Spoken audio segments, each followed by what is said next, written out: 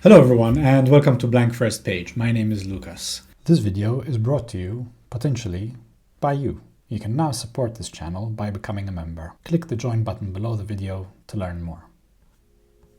Today I'm going to be talking about learning and how writing and notebooks are the most important part of that learning journey. When I've spoken about my investing learning, that's very theoretical. There is a tremendous amount of information you need to read and take on board and process. And that's what my notebooks have been useful for. And I'll talk to you about how I processed that information through the use of notebooks. But I'll start off with a different type of learning, which is more of that real-world, practical, iterative type of learning. A clear example in my life has been learning to bake. You'll often hear that baking is kind of the science in the kitchen. You have to be very precise about the weights of flour and water and salt that you're using. Things have to be very specifically set, and they have to follow a very specific process for the result to turn out right. But each day is going to be slightly different in terms of the humidity. Each oven is slightly different. You have to be aware of all these variables and you have to adjust for them yourself. And obviously you have to keep track of those changes that you're making and the results that you're seeing from those changes. So I reserved these field notes and I started the journey.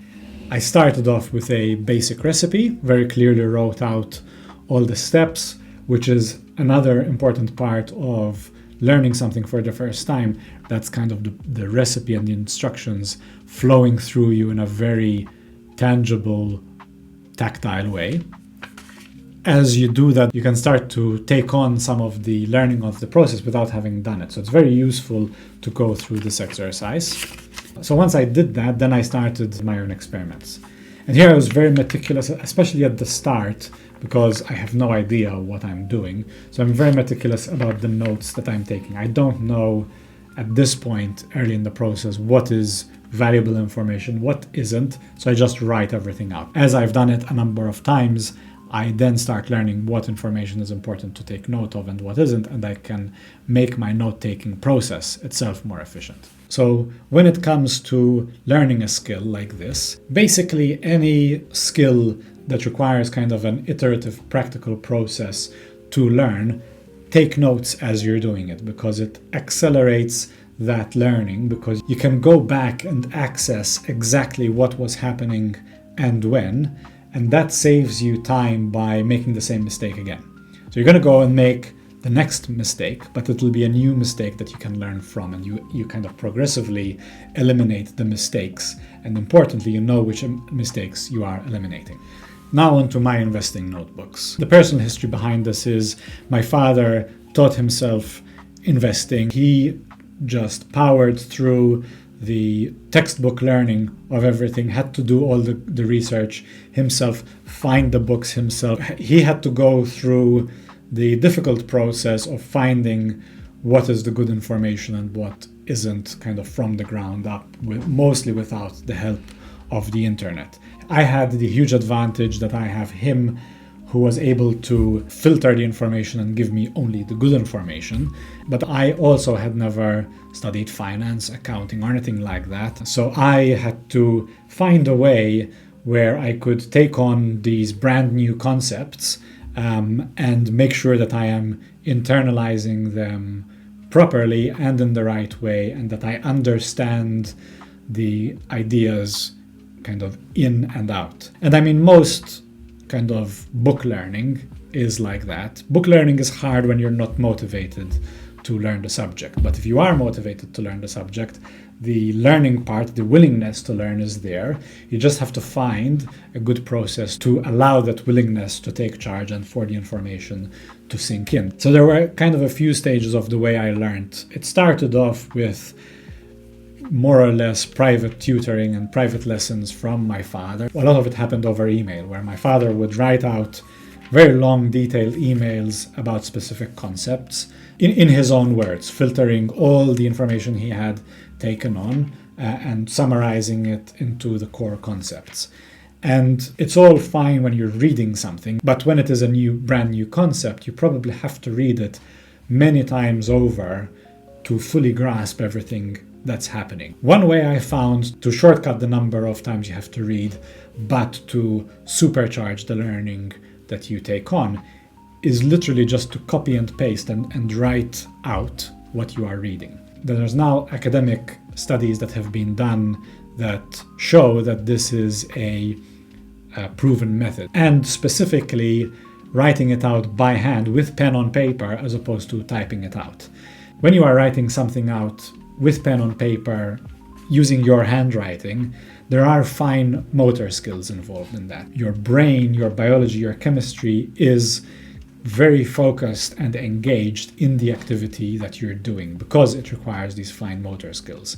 So because your whole biological chemical system is engaged in the process, you are much more focused on what is happening because of that process. So the learning you're taking and the words you are reading and therefore transcribing, there's an added layer of retention and processing that's happening. I would just sit for hours, stooped over the notebook, transcribing emails. And so these first couple of notebooks were just filled in with that. That was kind of the start of the learning journey. And then I started to do more specific reading specific books. And there are also, in the investing world, there's this treasure trove of information in the form of letters to shareholders that various CEOs will write to their shareholders. Jeff Bezos, Warren Buffett, Howard Marks are very well known for their annual letters that they write to their shareholders, wherein they talk a lot about what makes a good business, what makes a good investment. That was my next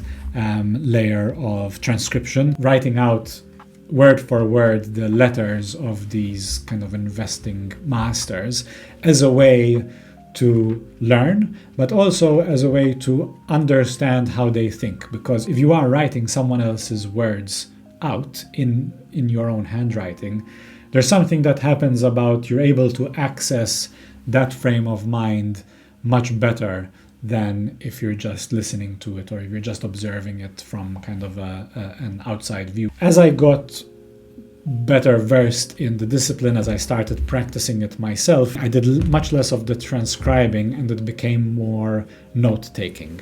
I was doing more summarizing, so I was reading maybe company reports and summarizing my key thoughts from those reports. So learning transitioned more into note-taking rather than that initial downloading of information. So this method works phenomenally well for this type of book learning when there is a new concept that you really want to dive into, or you need to understand how someone thinks. Write it out word for word. Just like I've spoken before with my everyday carry notebooks, when I'm faced with a concept, as I'm reading something new or as I'm analyzing some company for investing, for example, I will recall that concept and I will remember exactly which notebook it is in, where I was when I was writing it, and the part of the page it is in.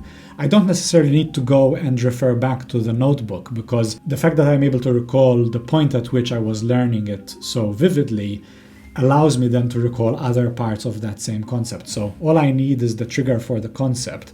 And because there are so many supporting memories around it, the notebook I was using, the place I was, all the information that is associated with those memories and that time and place will come flooding back, because I have all these other touch points for that memory and for that recall to come in. And the added benefit you have with writing something out by hand is that there is no distraction. If you are at a desk with your pen and your notebook, you're just looking at the notebook.